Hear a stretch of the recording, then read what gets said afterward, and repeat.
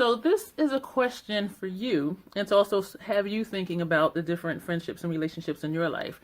And the question is, are you a compassionate friend? I say this because I've been thinking lately, actually for a while. I do use the term friend very strongly. My definition of friend goes very deep, and it's more than just, hey girl, how you doing? What's up, brother? Whatever.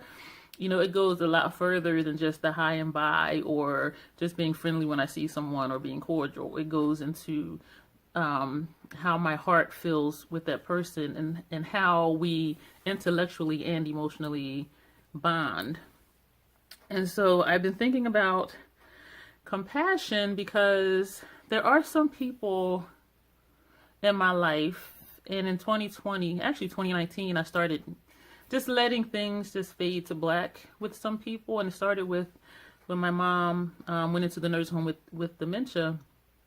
It was really hard for me, and it made me start looking at my friendships and relationships and determining, okay, what is significant, what's important, and really looking at how I treat people and how other people treat me. And so a lot of friendships just faded to black. They just faded away, which was fine. And then there were some where if there was something I wasn't quite comfortable with, or something I was uneasy with, or that I felt like I was putting in a lot of emotion, a lot of time, a lot of energy, and it wasn't reciprocated, I would have a talk with that person. And if they in turn started to reciprocate, then fine. And for those who didn't, I just let it fade to black. And months later, when they would message me, hey stranger, I'm like, yeah, I'm the one that's strange. And I know I am, but it goes both ways. Friendships and relationships go both ways. And so if you find that you're messaging someone, hey stranger, haven't heard from you, well, have they heard from you? I mean, it goes both ways. And so the question, are you a compassionate friend? Are you a compassionate partner? And this question has been on my mind because I find that some people, if you make it known that there's some type of trauma or there's a situation in your life, like when I told a few people that my mother was tested for COVID. She's in a nursing home in New Jersey. I have a video about that. I'm like all broken up and was really trying really hard not to cry in that video. In a video prior to that, when I found out how bad it was and they were withholding information. But anyway, so there were a few people who were like, oh my gosh, I'm so sorry, and sending me text messages and emails. And since then, I have heard nothing from those people. And it's just like, okay, she's still positive with COVID. She does not have any symptoms. She doesn't even have a fever. Like her temperature every day is like 97 point something, which is not even a fever. She's doing very well. She's up and about. She's not in any pain. Like no symptoms whatsoever. Which is great, which is really great. But still in my mind, I'm just like, oh my gosh, like she has this virus that's killing people. And there are a few people in the nursing home that have died from COVID. And so in my mind, I'm still just like, it's still a struggle. And so I do think, I do really feel like she'll be fine, but it's one of those things where you hope for the best, but prepare for the worst. So I feel like I'm in that situation. And so I'm sorry for making all these weird faces. Like my emotions right now talking about this, I'm just kind of all over the place. And so my face kind of starts to reflect what's going on in my brain, which is just craziness. And I'm not laughing because it's funny. I'm laughing because I'm feeling emotional and I'm trying not to, because I just want to say what I need to say to get this video done. And so don't mistake my laughter for, you know, she's just having a crazy moment. I'm just really trying to just maintain. So that's kind of my ineffective way of coping with my emotion, is sometimes just being more strange than usual. Yeah, we'll just leave it at that. And so I've been thinking about that, like if something drastic happens, certain people just come out of the woodwork and they're like, oh my gosh, how are you? I'm thinking about you. You're in my prayers. Hang in there. Things are going to be well. Da, da, da, da, da. And then you don't hear from him again for weeks, for months, if ever. Because for me, I'm at the point where if I'm realizing, and I'm slow sometimes, I am. It takes me a while to catch on because I put so much energy into relationships and friendships that sometimes it takes me a while to catch on, like, wait a minute, I'm not getting replenished here. Like, I'm just getting drained. And so when I realize it, I just let it go. I don't, check up like, hey, how are you? Because then they'll be like, how are you? And I'm like, well, considering the circumstances, and because so much time has went by, they're like, oh, what happened? Oh, well, remember like a month ago, I told you my mom tested positive for COVID. And it's like, oh my gosh, I'm so sorry. And I'm just thinking, you didn't remember that? Like, not that I expect people to remember every single thing, but something that's tragic or something that's really drastic, I remember those things. And I know everyone isn't me, and I know everyone doesn't think like I do. It's just hard for me to feel the same way about that bond with that person. When everything is going well, they're never there. Something drastic happens, something tragic, something sad. They're like all over you for like 2 days, and then they disappear. And to me, that's not what friendship is about. To me, it's about being with someone, even just checking in with someone, just because you want to. Whether things are good, bad, or indifferent, like you're still in touch with this person, and you're still a part of their life, not just when there's like some type of drama going on. And so that's something I was wondering, like, why is that? Excuse me. The answer I came up with, I'm not saying this is the answer. The answer I came up with is that some people just lack compassion. Some people are so wrapped up into themselves that they don't have the capability to set themselves aside to focus on you and what's going on in your life that may be traumatic for you. And so when they hear something, they're like, oh my gosh. And I do believe they're sincere with what they're saying. However, it doesn't stick, because whatever's going on with them, it just overrides whatever feelings they would have toward you and your situation. And I don't know if it's a learned behavior to not be compassionate, or if it's they just can't handle the emotion. I mean, I'm not sure what it is, but whatever it is, I do think it is just a lack of compassion. Why they lack compassion, I'm not sure. If you tell me, my phone is doing something weird. If someone tells me, oh, I had to put my dog to sleep, and I'm like, oh my gosh, that's horrible, I'll check up with that person, like a few days later. I'll check up with them like a week after that. How are you doing? How are you coping? I'm not a pet person because of my allergies are just like, no, we're not doing that. But I still think of, okay, this person's been taking care of this animal, this pet. And some people, their pets are their kids. And so this person has been taking care of this living being, this living creature for X amount of time. And now it's not there anymore. And my mind goes to, well, how are they coping?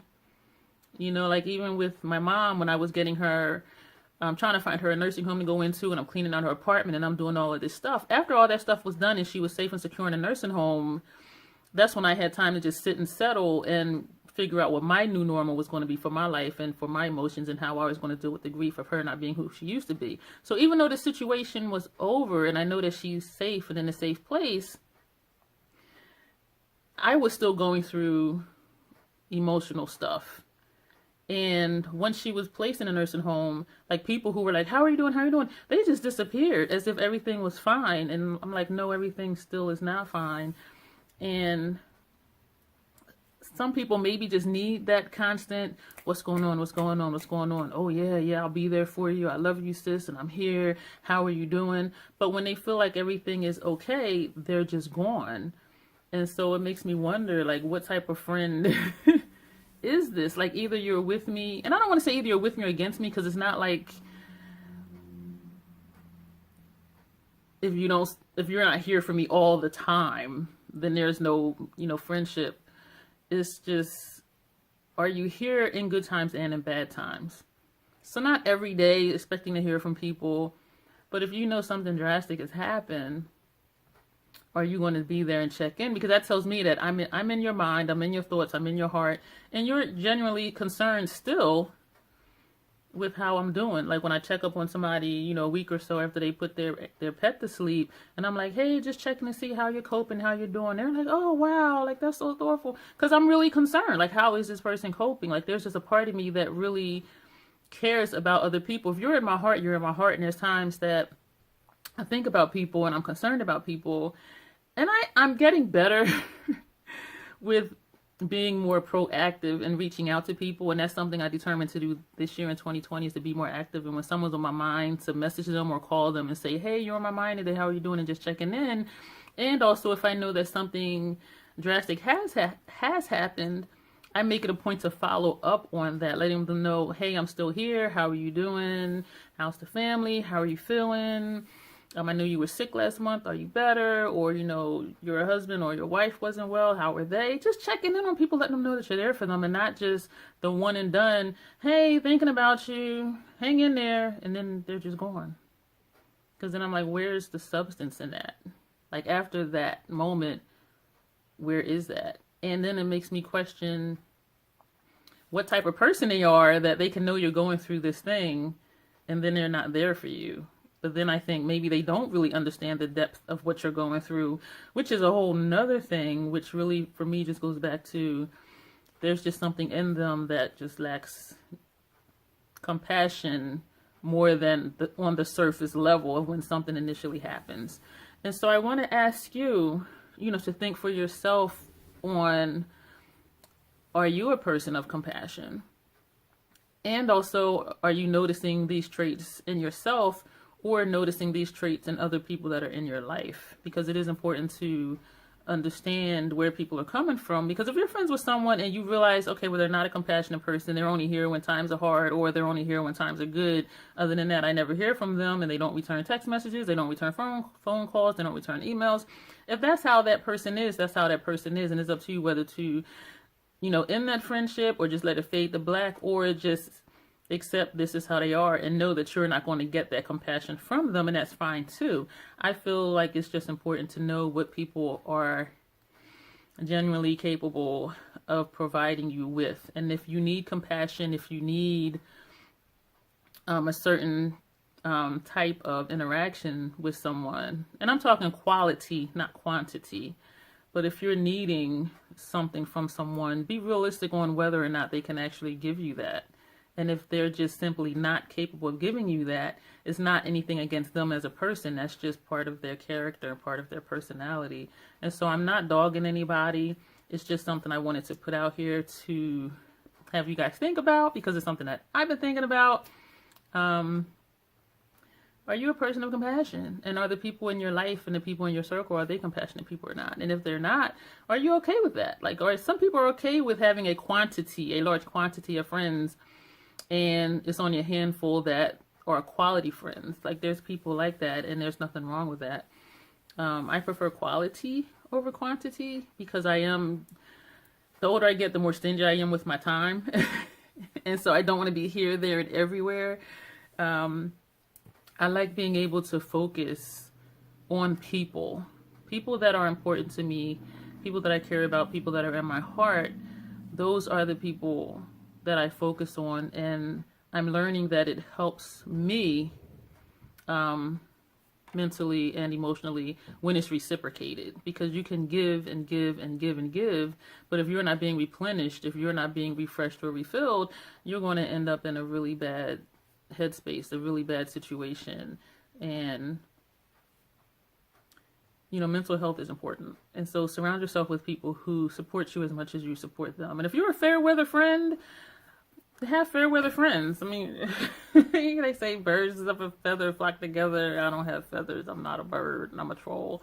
But anyway, it's really about what you want for your life and what you're comfortable having and accepting in your life, while at the same time maintaining your mental health to the best of your ability. This is the year, #mental health awareness. You have to take care of yourself, because nobody else will take care of you the way you do. And so self-love, self-care, be aware of your feelings, process them and deal with whatever issues you have, and also start taking a closer look at your circle of friends and acquaintances. And so that's it for your video. Comments are always welcome. Let me know what you think. If you like, subscribe, thumbs up, click the notification bell and all of that. And I kind of feel like I said that earlier, maybe, probably, I don't know. But thank you for being here, and you will see me in the next video. Bye.